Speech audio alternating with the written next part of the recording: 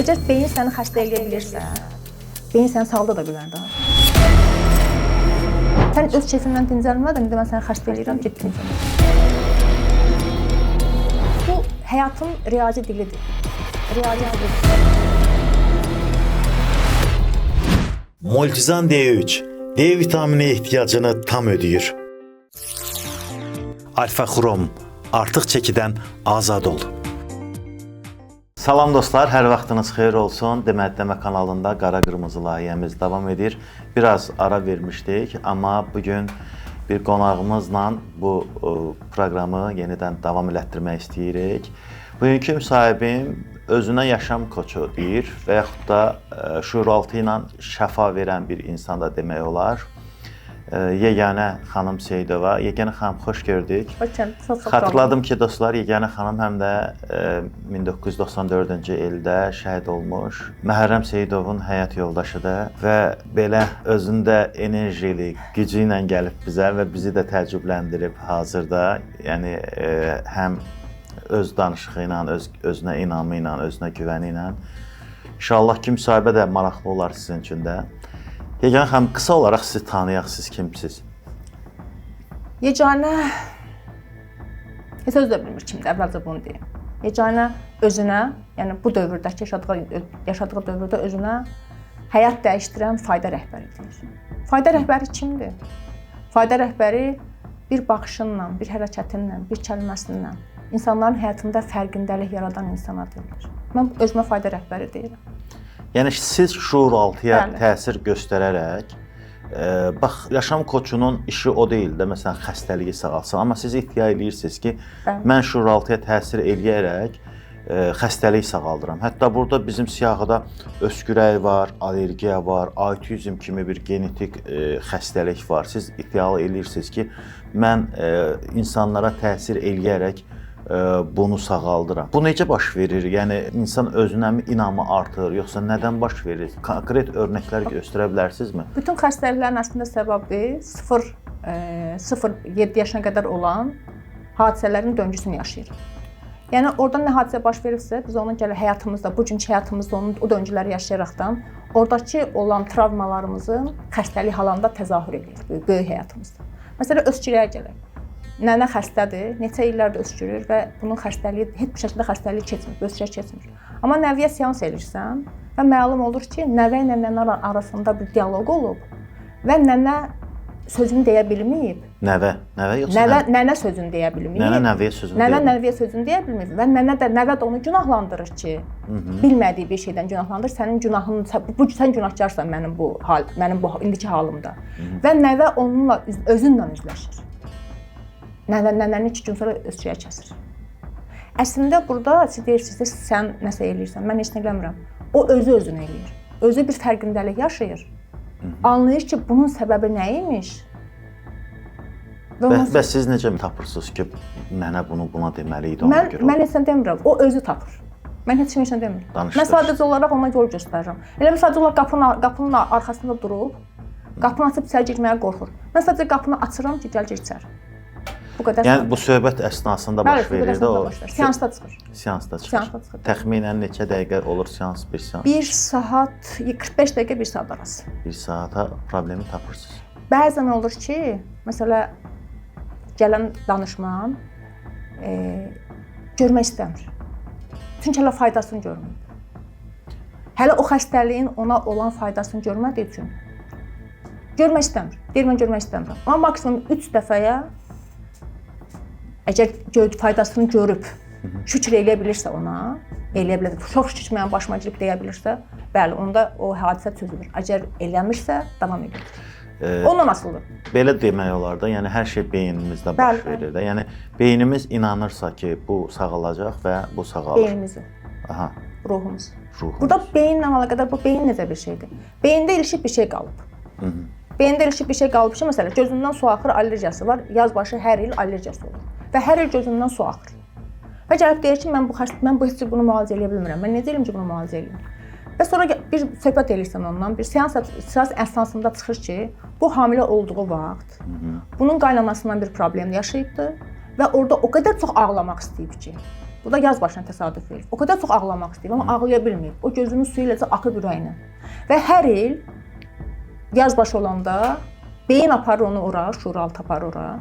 Deyir ki, yadına gəlir, bax sən falan vaxt belə bir hadisə yaşamışdın. Və onun başlayır gözündən sular axmağa. Və onu anlayanda ki, bu hamilə vaxtı olub və bu ağlaya bilməmişdi. Və bunun o qaynana səsində belə demək istəməmişdi, belə demişdi. Yəni bütün bunlar çözüləndən sonra bir də baxır ki, həmin ilsə gözündən su axmır, allergiyası keçir. Bax, burada Yegan xanım, indi tamaşaçılar yazacaq ki, bu məsələn tutaq ki, bir xəstəlikdir də. Məsələn, mənim bədənimin tutaq ki, hansısa bir çiçək tozuna qarşı əks reaksiyası var. Tamam, mən qaynanma sözümü deyə bilməmişəm, kimdə qalıb, bu başqa düşdü. Amma bu tozu da bir bədənim götürmür. Bax, tozu bədənin götürmür də. Ola bilər ki, həmin o toz var, toz əsnasında, o toz sənin burnuna girəndə də sənin ağlında bir şey olub. Bir şey fikirləşmirsən. Və sənin o toz burnuna girib, o da bəhanə olub. Yəni, bu həyatın riyazi dilidir. Yəni, əgər beyin səni xəstə eləyə bilirsə, beyin səni sağlada da bilər də. Deyilmi? Mən bir nümunə deyim özümdən. Məsələn, mən uşaqlıqda bir yerdə toy axşamında kəndlərin birində qaraciyər yemişdim. Qaraciyəri suda bişirmişdilər. Nəsə belə, yəni çox olsun deyə cəmaata çalsın, kartoflu falan desin. Ondan iyrəndim mən. Və bütün səpdim. Yəni, başımdan ayağıma qədər səpdim də. Sonra mən haçan qaraciyər yeyirdim, düşünürdüm ki, bu məni səpdirəcək və həmən səpirdim. Bəli, bəli. Və günlərin bir günündə biraz məclisdə idim, qaraciyər gəldi ortalığa. Fikirləşmədim ki, bunu yeyəndə səpəcəm. Və yedim, səpmədim. O gün daha səpmirəm. Səpmirəm mən. Çünki sizin axı şuuraltını siz düşünərəkdən yeyəndə, düşünərəkdən yeyirdiniz keçmişdə. Deyirdiniz ki, məsələn, mən bunu yesəm səpəcəm və səpirdiniz. Və əmr verirsiniz ki, bax, ye səp. O da səni yedirdir, səpdirir. Və məsələn, deyək ki, mədəsi ağrıyır insan mənim. Mədəmdə qaldı burada, ilişdi qaldı, mədəm var. Falan yeməyi yeyəndə mənim mədəm var. Məsələn, falan yeməyi yeyən vaxt ona bir zəng gəlib. Ya da ağlında bir söz olub ki, bir söz deyiblər və onu başlayıb həzm eləməməyə, sözü həzm eləyə bilmir, yeməyi yox. Və hər dəfə həmin yemək onun qabağına gələndə onu mədəsi ağrıyır. Əslində, bunun həzm eləmədiyi yemək deyil, həzm eləmədiyi o sözdür. Sonra biz deyirik danışmına, deyirik ki, bax sən ilk dəfə sənin mədə ağrı nə vaxt olubdur ki? Deyir ki, məsələn, filan vaxt. İlk o vaxt onda sən nə düşünürdün? Nə olmuşdu? Hansı hadisə baş vermişdi? O da deyir ki, məsələn, mənə bir zəng gəlmişdi, mənə bir dənə ağır söz dedilər, mən çox pis təsir elədim, mən o sözümü həzm eləyə bilmədim. Və onu görəndən sonra mədəsi ağrısı keçir. Yəni o sözü həzm eləyə bilmədi. Yeməyi deyil, sözü həzm eləyir. Onda belə demək olarmı ki, məsələn, adam həkimə gedir, həkim onunla bir ciddi problem görmür, amma məsəl üçün tutaq ki, mədəsi köpür. Bəli. Siz onu müalicə edirsiniz də, amma məsələn, siz qastriti müalicə eləyə bilmirsiniz. Niyə qastrit əmələ gəlib? Yaradır da qastrit. Qastrit yaradır və mədəsində yara əmələ gəlib. O qədər mədəsində saxlayıb ki, o dərdi, o qorxunu, o həzm eləmədiyi sözü o qədər saxlayıb ki, o qastrit olur. Yəni qida ilə əlaqəsi yoxdur deyirsiniz. Yəni biz özümüzü xəstə eləyə bilirik də. Biz özümüzü xəstə eləyə bilirik də, deməli salda da bilərik də.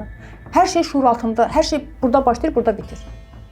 Konkret olaraq hansı xəstəlikləri şəfa verə bilirsiniz? Ümumiyyətlə mən yəni konkret bir şey deməyim. Yəni nə gəliblərsə, məsələn, allergiyalar çox, yəni özümdə də müalicə etdirmişəm bunu. Məsələn, sonra asma, nəfəs ala bilmirsən, yəni həyatdan dad ləzzət ala bilmirsən də. Məsələn, deyirlər ki, boğuluram, nəfəs ala bilmirəm. Burun tutulursa da öz dəyərini bilmir, özünü sevilmədiyini zənn eləyir. Həyatdan dad ləzzət ala bilmir, nəfəs ala bilmir də.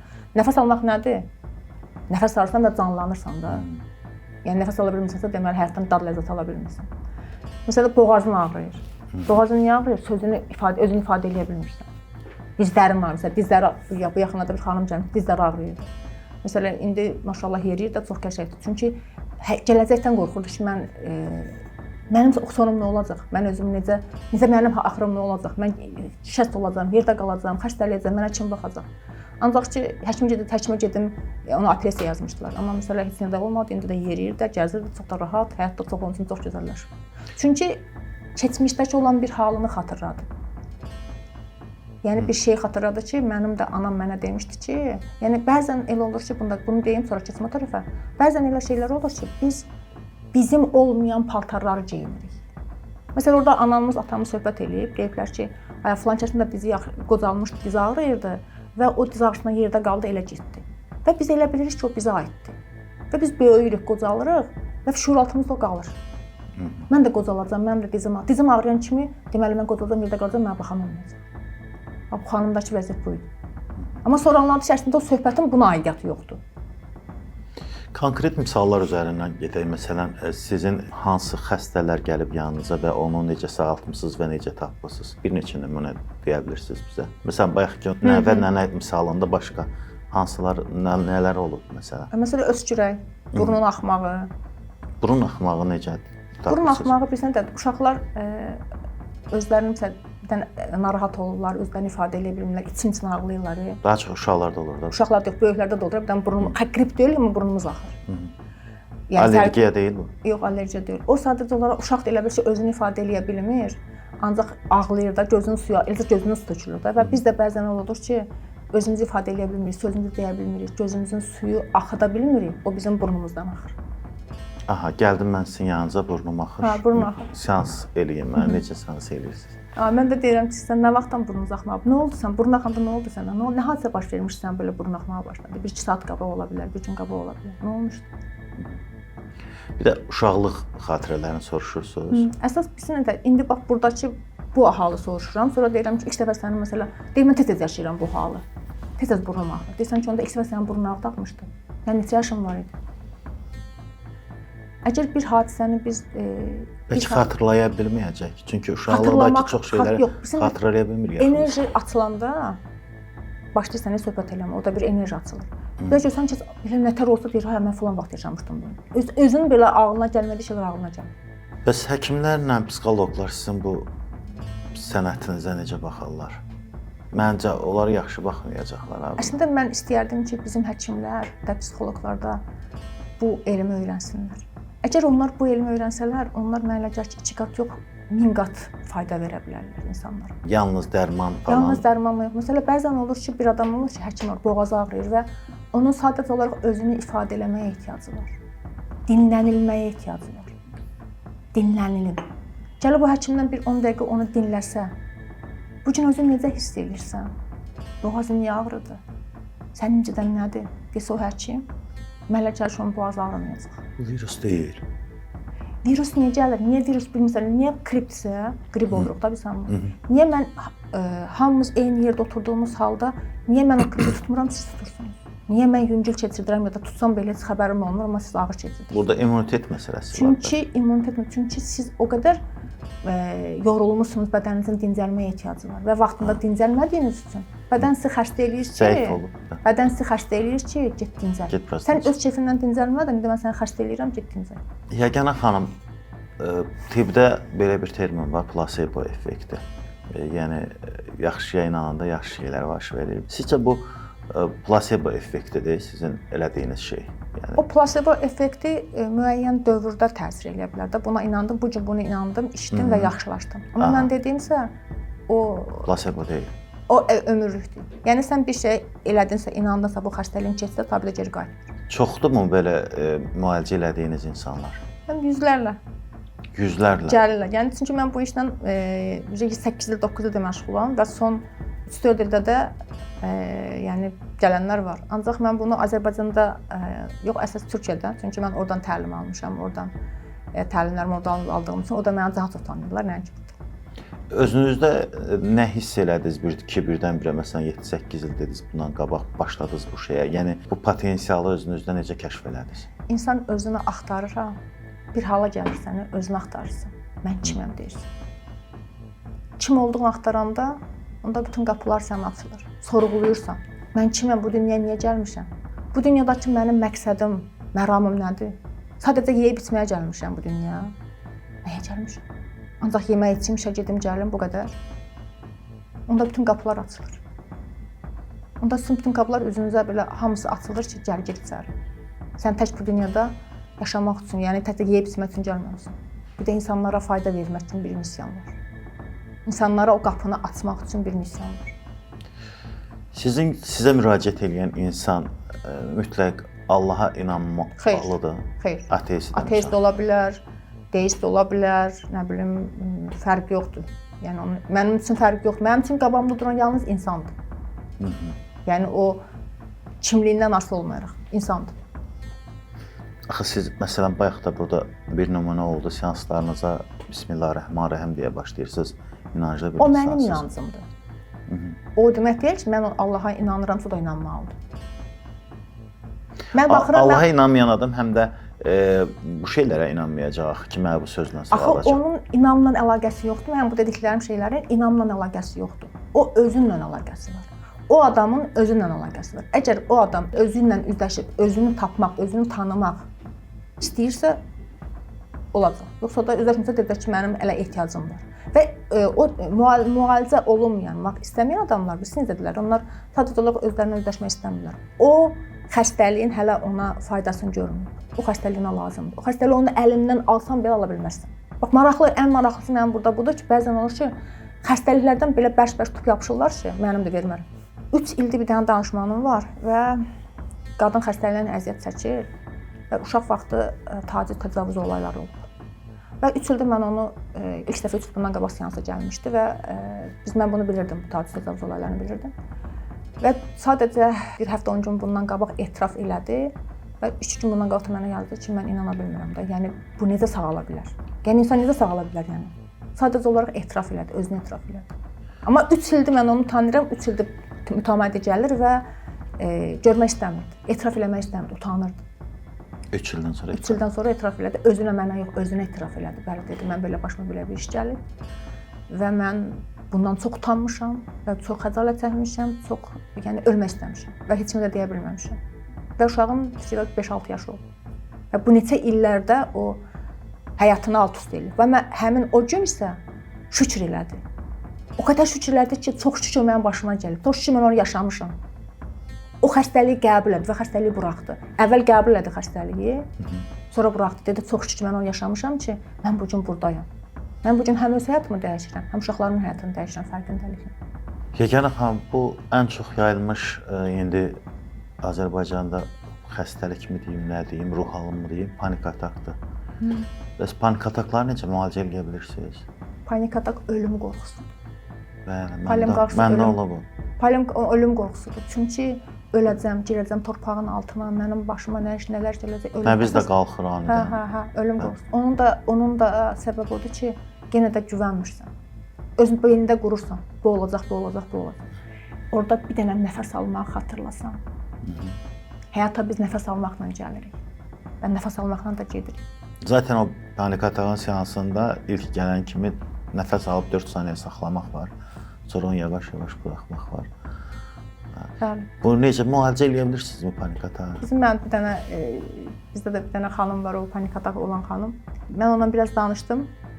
Ondan sonra dedi ki, mən həkimə gedəcəm. Həkimə getdi, dərman içdi, müalicə olundu, sonra yenə gəldi. Dedi ki, müəyyən qədər mənə müəyyən dövrlərdə təsir edir, ondan sonra elənir. Ondan sonra oturduk, danışdıq. Oradan çıxan səbəbi oldu ki, o qədər uşaqlarına qarşı həssas, mükəmməliyyətçilik tərəfi var. Qorxur. Qorxur uşaqlar. Gələcək qorxusu. Gələcək qorxusu. Və o uşaq haqqında bir şey gələn kimi onu panik atak yaşayır. Və necə yaşayır onu ki, uşaqları qəbrə qoyur. Və ondan sonra biz onu o seansda uşaqları qəbrə qoyduq, üstünü basırdıq. Dedim, nə edə bilərsən elə? Nə gücün çatır? Elə bilərsən, nəsə dəyişdirə bilərsən? Yox. Və çox ağladı. Saatlarla ağladı. Bunu real elədiniz yoxsa? Real yox, yəni şuur altında. Elə bildim uşağı Yox. Şuur altında və şuur altında belə onun dayana bilmirdi onun acısına. Və ən maraqlısı burada bir şey daha var da. Əgər bizdə panik atak varsa, məsəl üçün deyirəm də, uşaqlarımızda 2 qat olur. Biz onu ötürürük. Siz düşünürsünüz ki, yəni mənim işim bizim qutarıb da gedirəm, bütün gün təlimlərə gedirəm, nə bilim, təlim alıram, kamplara gedirəm, gəlirəm. Bunu kimin üçün eləyirəm? Tək özüm üçün eləyirəm? Xeyr. Mən həm yerdə arxa dönənlərim üçün eləyirəm, keçmişdən gətirdiyim babalarım, nənələrim üçün eləyirəm. Çünki mən burada sağaldıqca, bu anda sağaldıqca, onlar da orada sağalır. Və mən öz nəvələrim, nəticələrim üçün eləyirəm. Çünki bu gün nəvəm mənə baxıb deyir ki, mənim nənəmə bax, nənəm belə işlərlə məşğuldur. Nənəm özünü inkişaf elətdirir, özünü tanıyır, özündən barışıqdır və o məndən daha yaxşısını eləyəcək. Və mən öz travmalarımı uşaqlarıma, nəvələrimə ötürmürəm. Burada saxlayıram, bunu düzəldirəm və onların yolları daha açıq gedir. Yeganə xanım, belə danışırsınız, nəvələrim deyirsiniz. Maşallah siz cavan görsənirsiniz. Xatırladım ki, siz təvəllüdünüzü demək olar yoxsa? Əlbəttə olar. Mənim 55 yaşım var və 4 dənə də nəvəm var. Yəni bu enerjini bax siz həm də bir şəhid Bəli. yoldaşısınız da. Şəhidimizdən sonra 1994-cü ildən bu yana bu gücü özünüzdə necə tapdınız? Necə ayaqda qala bildiniz? Necə bu belə enerjili ola bildiniz və 55 yaşa belə enerjili, motivasiyalı gələ çıxdınız, hələ üstəlik bir başqalarını da Bax sağaldırsınız. mən onu deyirəm də, bu yoldan mən hamıya deyirəm, bütün şəhid ailələrinə də deyirəm və bütün o yıxılıb dura bilməyən insanlar var bəzən. Əlinə bir dənə deyir ki, əlindən tutum səni qaldırmaq. Mən o əlindən tutub qaldıran o adamım. Mən deyirəm ki, bunu mən bacardımsa bunu siz də bacarasınız. Çünki mənim elə bir xəstəliklərim vardı keçmişdə ki, mənə deyirlər ya sən öləcəksən, Sizə. mənə. Ya da ki, öləcəksən. Yəni başqa bir versiyan yoxdur da, yəni sən. Mənim elə şeylərim var idi ki. Yəni bəzən mən deyirdim ki, mən ta ölürəm. Yəni elə dəhşətli allergiyalarım var idi. Məsələn, elə bir xəstəliklərim var idi ki, yəni hamı mənə deyirdi ki, yəni Covid-də belə hamı düşünürdü ki, yəqin ki, mən Covid olsam öləcəm. Mən Covid belə olmadım. Amma 3 dəfə oldu, mən bir dəfə belə olmadım. Vaksin elətdirmişdiniz? Yox. Elətdirməmişdim. Elətdirmədiyim halda Covid olmadı. Və əlimi də spirtlə yumurdum.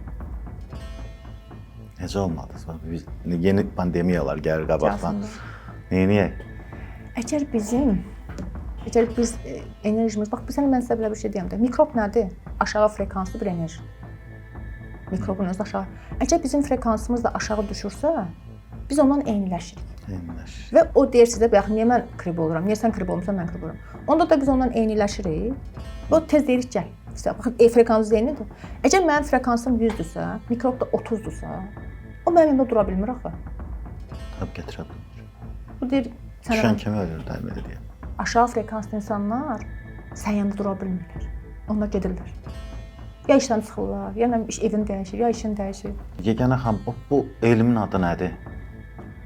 Yəni yaşam koçu dediniz, tamam. Amma bunu siz hardan öyrənmisiniz? İdraçla şəfa. Hardan öyrənmisiniz? İdraçla şəfa. Mən bunu yəni belə bunun belə deyək də, yəni universiteti yoxdur bildiyimə görə. Bunun amma dedin ki, bu təlimi var ki da bunun. Bəli. Bunun təlimi Ünal Günar inşallah. Bax mən sizə də indi bunu deyim. Ünal Günar gələcək Azərbaycana Qurban Bayramında. Və mən bir sənə kanal dedim, dedilər ki, yox, yəni ki, böyük məbləğlər istədilər. Amma siz onu araşdırın, baxın özünüzdə. Ünal Günar gələcək, yəni siz ilk olun, gəlin, çəkin, göstərin. Onun şifa metodu, məsələn, min dənə şifa metodları vardı. Access barsıdır, nə bilim, Theta Healing'dir, odur, budur. Onların hamısı yara bandıdır. Yaranın üstünə vurdun və müəyyən vaxt sağaldı, sonra yara qalıb bax orada. Bununki isə idraçla şəfadır. O idraç eləyir ki, bu xəstəliyin mənə faydası nədir? Mən niyə xəstələnmişəm? Bu mənim başıma niyə gəlibdir? Və bu mənə nəyi öyrədib? Sən bunu anlayanda deyirsən, vidalaşsan xəstəliyinə. Bunun adı idraçla şəfadır. Bəs, bax, məsələn, indi pulsuzluq seansları falan var. O da var, bəli. Pulsuzluq. Bəli. Bax, onlar hamısı nədir? Bax, məsələn, deyirlər ki, pulsuzluq, deyirlər ki, mən necə zəngin ola bilərəm? Deyir, getçinə, nə bilim, əlini belə qaldır qoy, nə bilim, belə bax, belə şeylər deyirlər. Əgər sən gedəndə mağazaya, qiymətlərə baxırsansa, bazara gedəndə almanın ən ucuzunu alırsansa, sən nə qədər zəngin ola bilərsən? Sən ha denən ki, getçinə Lamborghini-dən şəkil çəkdir. Sən o Lamborghini-nin yanında durmağa belə sənin qorxursan ki, mənə nəsə deyərlər. Bir də toxunaram. Sən zəngin ola bilərsən. Sən birinci içindəki enerjini, o zənginlik bilincinə keçməlisən, keçkinən ki, əvvəl. Ondan sonra zəngin olmağa niyyət. Vitrində də elə düzülürlər, yuxarıda bahalıları düzülürlər, ən aşağılara, ən ucuzları qoyurlar. Əgər sən aşağı baxırsansa vitrinə, qiymətləri ya da endirim harda endirim, bütün endirimlərdən xəbərim var. Varların endirimlərdən xəbəri olur. Varı da, varın umurunda da deyil, endirim var yoxsa yox. Amma sən endirim güdürsənsə, deməli, hər sən gedəcəyin yol var. Xilas edə bilirsiniz insanı pulsuzluqdan. Əgər o doğrudan da o enerjinin içinə girə bilirsə, özünü zəngin hiss edə bilərsə, biləcəksə, ona hazırdırsa, bir şey daha var burada. Biz deyirik, mən pullu olum, varlı olum, mən milyon qazanım. Sən o milyonu qazanmağa hazırsanmı? Mən sənə 10 milyon pul verirəm bugün.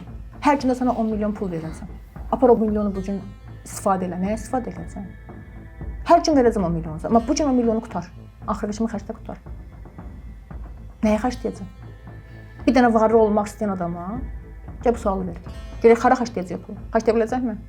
1 milyon dollara. Bəli, 1 milyon dollar sizə verdim. Aparın xərcləyin. Hə, o deyir kasıb pul tapdı, xərcləməyə yer tapdı. Bax, o sözü atalar belə demir. Bəs Yeganə xanım, siqareti necə tərgizdirə bilirsiniz? Siqaret ateş elementidir də, ateş. Biz onun ateş elementimiz az olanda siqaret çəkirik. Və ondan da əlavə bu siqaretin də sənə faydası var. Niyə sən çəkmirsən? Bir dənə söz yenə deyəcəm sizə, yaxşı. Faydası var. Faydası, harda faydası var? Sən bu siqareti çəkirsən. İlk dəfə nə vaxt başlamısan? Məsələn, siqaret çəkən bir xanım var. Və mənə deyir ki, mən bunu tərcümək istəyirəm. Bax, bütün faydalarını görür. Amma deyir, xoşum gəlir. Görür, amma hələ idrak edir. Faydasını yoxsa səbəblər, görür ki, mən bunu niyə çəkmişəm, hardan gəlib mən bunu, nə etmişəm deyir. Amma deyir, hələ hazır deyiləm, mən bundan ayrılmaq istəmirəm. Amma bir xanım daha var sizə deyim onu. Bax, bu çox maraqlı idi. 30 ildir kələm yemir. Kələm yemir. 30 il. Kələm yemir və kələm yediyi anda mədəsindən qıжğırır, ajoqa verir, özünü çox pis eləyir və 2 ildən sonra mən dedim ki, bax gəl bundan sənə bir seans eləyək və deyir mən yemirəm, mən deyirəm ki, bax bunun bir səbəbi var. Deyir ki, kələmə sən nə edə bilərsən ki, kələmdə yeyə bilmirəm də.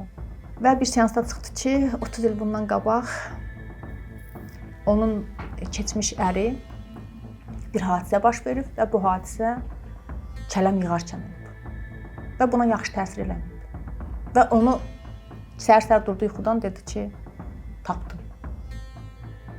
Və həmin gündən 2 gün sonra turşu yeyir, kələm turşusu. Deyir ki, mən turşu yeyirəm. Deyirəm, yeyə bilərsən, nə var turşu? Axı deyir, mən kələm turşusu yeyə bilmirdim. İndi kələm turşusu da yeyir, kələm də olmaz. Məni ərinin oradakı hərəkəti buna pis təsir eləyib. Kələm plantasiyasında, kələm yığarkən olub söhbət. Və onun əslində söhbət ərinədir. Söhbət onun o ərinin dediyini həzm eləyə bilməyib. Onun hərəkətini həzm eləyə bilməyib. Nə layiq? Nəsə onun dediyi şeyi həzm eləyə bilməyib. Və kələm plantasiyasında olduğu üçün kələm yeyə bilmir. Və indi onu tapdı ki, budur. Onu tapdı. Həmin gündən kələm yedi. Ərini bağışlayırmı? Bağışlama söhbəti deyil. Tapdım, bitdi. Keçmişdə mən dedim biraz öncə. Əsas problemi tapdın. Bəli. Onu vəssalam. Əslində sən gördün onu. Ki əslində bu buradaymış. Və sonradan hələ o görməkdən əlavə sən də o ərinə deyirsən ki, yaxşı sən bunu mənə eləmisən. Sən bunu mənə eləməsəydin mənim qızım olmayacaqdı. Sən mənim bunu mən səndən rastlaşmasaydım, mənim qızım olmayacaqdı. Mən indi nəvəm olmayacaqdı. Mən bütün bu gözəlliklərdən məhrum olacaqdım. Yaxşı sən bundan həmin gün mən sənə bu sözü demisən mənə. Ki mən o həmin hadisəni mən yaşamışam ki, ondan sonra mən indiki mən olmuşam. Yəni xanım, depressiyadan çıxara bilirsiniz insanları? Depressiyanın özüm ən ağır halını yaşayan bir adam üçün, yəni bütün dərmanları içmişəm. Yəni antidepressiv dərmanlarını, yəni 2 il antidepressiv dərmanları qəbul etmişəm. Və sonunda da demişəm, gördüm ki, yəni bunun nə mənə, nə heç kimə faydası yoxdur. Mən özümü tanımaqla, özümü tapmaqla, özümü sevməklə, özümü dəyər verməklə və özümlə üzləşəndən sonra hər şey bitdi. Depressiya əslində bizim faydamızdadır. Sadəcə olaraq biz onu bilmirik. Faydamızdadır. Nədir bilirsiniz? Depressiv olan insanlar özündən tək qalır. Düşünür, təfəkkür edir. Mən kiməm, sorulur. Mən bunları niyə yaşayıram? Bir də mən bir şey eşitmişəm ki, deyir ki, o inanclı insanların deyişidir. Əslində deyirlər ki, məsələn, Allah sənə yeni bir qapı açan dövrdə səni o qapını açmazdan qabaq bir sıxıntının içərisinə salır və ətrafında dostlar itir, gedirsən, əzab çəkirsən, istirab çəkirsən, dünyadan zövq almağa başlamırsan. Və həmin dövrdən sonra sən artıq müəyyən bir mərhələyə keçirsən. Bilsin necədir? Allah deyir, bizə başımızı bir yaxşı gətirmək istəyəndə, bizi qapıyı qapatmayanda əlimizdəki olan, həyatımızdakı olan hamının əlini həyatımızdan çıxardır. O deyir ki, yalnız mənə inan, mənə güvən. Mənə güvən, mənə inan nə deməkdir? Allah bir partası da bizim içimizdədir da. Mənə güvən demək, yəni özünə inan, özünə güvən. Və insan tək qalanda təfəkkür eləyir və özünlə üzləşir, özünü tapır. O depressiya dediyimiz əslində çox yaxşı bir şeydir. Bizi düşündürür, bizi özümüzlə tək qalmağa vadar eləyir. Niyə bu dünyaya gəlmişəm sualını verir özümüzə. Niyə buradayam? Nə axtarıram burada? Və özünlə tək qalanda da Allahla tək qalırsan, Yaradanla tək olursan. O deyir, yalnız mən varam sənin həyatında. Mənə güvən ki, mənə inan ki, gör mən sənə hansı qapılar açacaq. Dur kənardan bax. Mən sənə verim, sən dur kənardan bax. Siz Sumqayıtda seanslar keçirirsiniz. Bəs Bakıdakı insanlar necə müraciət edirlər? Mən əsasən onlayn. Onlayn. Əsasən onlayn müraciət edirlər belə də. Onlayn müraciətlə birbaşa ünsiyyətin fərqi var mı? Əvvəl onlara mən qarşılama suallar göndərirəm. Yəni seans sonunda qarşılama suallar göndərirəm ki, onlar haqqında bir məlumatım olsun. Ondan sonra göndərirlər mənə, analiz edirəm, baxıram. Ondan sonra da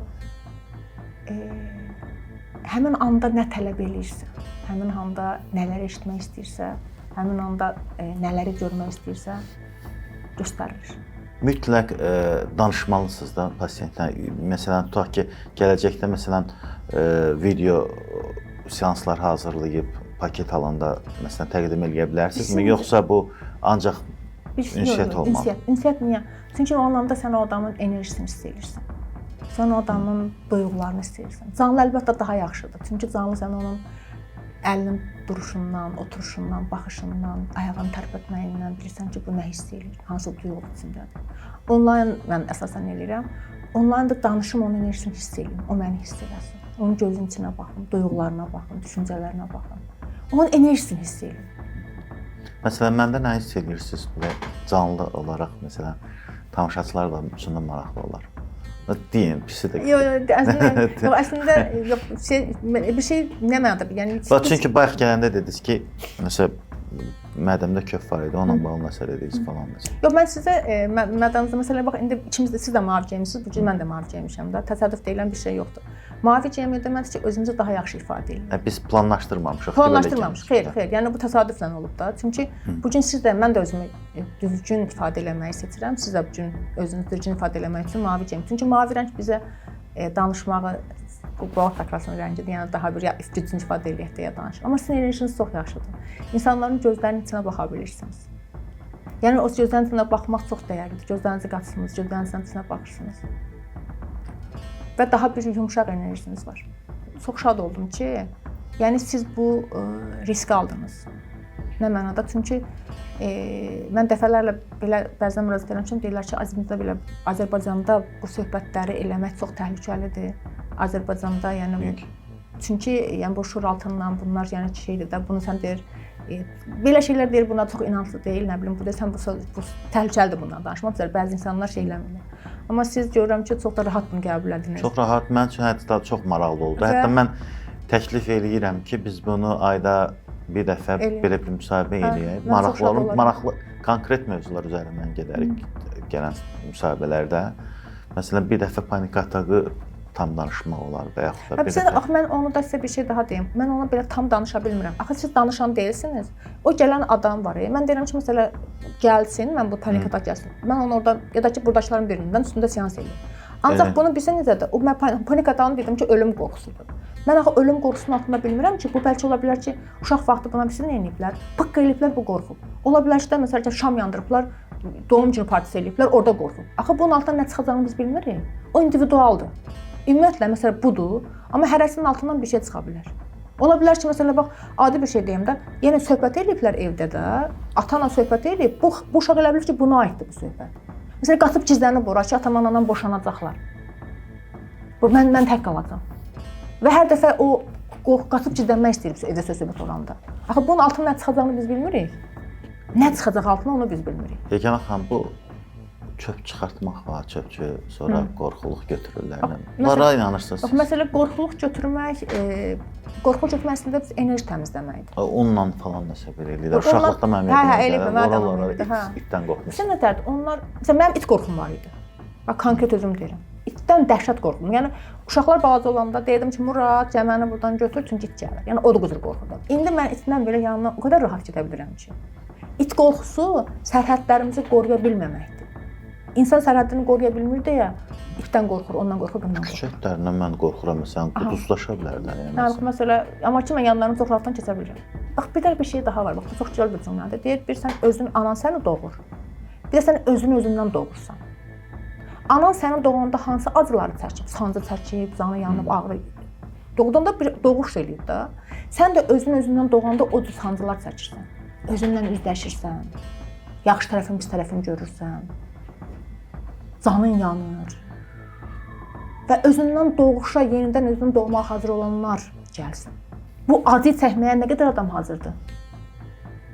Belə bir sual verim sizə. O doğuş səncəsini çəkməyə hazırsınızmı? Yəni Özünü doğmaq bu deməkdir. buna da iradə lazımdır ki, sən məsələn bundan xilas olmaq, hətta xəstəliyindən belə adam xəstəliyi ilə də dostlaşır. Dostlaşır. Hə, dostlaşır. Xəstəliyindən qurtulmaq üçün də bir iradə lazımdır ki, mən bununla dostumla vidalaşacağam. Ona iradə deməyim. Həqiqətən də hazır olduğum vaxt. Bahadur. Hazır olduğum vaxt qapılar açılır. Hazır olduğu vaxt. Bir kəlmə var, bu türklər bunu çox işlədir. Türk dilində belə çox yayılmış bir kəlmə, Azərbaycan dilinə gəlmir. Vaxtilə olsun. Vaxtilə. Yəni vaxtı nə vaxtdır? Onda olsun. Çox dəyərli kəlmədir. Məsələn, həyatımızda bir şey olur, belə narahatlıq olur, belə ay nə bilim oldu deyirsən, vaxtilə olsun. Sağ olun, təşəkkür edirik. Yəni söhbətinizdən doymadıq, amma indi YouTube-da da belə bir şey var ki, çox uzun olanda insanlar çox izləmirlər. Amma inanıram ki, bu video çox izlənəcək və tamaşaçılar siz qərar verin. Yeganə xanımla yenidən müsahibə eləyəkmi, yoxsa yox? Və eyni zamanda Yeganə xanıma sizin hansı suallarınız var? Gələn müsahibəni əgər istəsəniz, gələn müsahibəni sizin videonun altında yazdığınız şərhlər əsasında hazırlayacağam və Yeganə xanımla bir də müsahibə elan eləyəcəyik. Bir də Yeganə xanımla əlaqə saxlamaq istəyirsinizsə, ekranın aşağısında gördüyünüz nömrəyə WhatsApp-dan yaza bilərsiniz və yaxud da birbaşa zəng eləyə bilərsiniz seansa yazılmaq üçün. Belə, Yeganə xanım, çox təşəkkür edirik. Çox həqiqətən də mənə də bu müsahibəyə başlayanda bir su verdiniz, suyun frekansını təmizlədiniz, verdiniz. Biraz yorğun idim, axşam az yatmışdım. Amma enerjim yaxşı oldu. Çox şükür. Bunu da biz deneyimlədik bunu. Yəni bunda təcrübə elədik. Həqiqətən təcrübə, bax çox şükür ki, bu təcrübə eləyə bilirik. Bir də ki, həyatımıza şükür sözünü gətirək. Nə qədər çox şükürləsək, Rəbbimə nə qədər şükür eləsək, həyatımızda o qədər şükür eləyəcəyimiz hadisələr artır. Çox alacaq. Təşəkkürlər. Mən təşəkkür edirəm. Sağ olun sizin.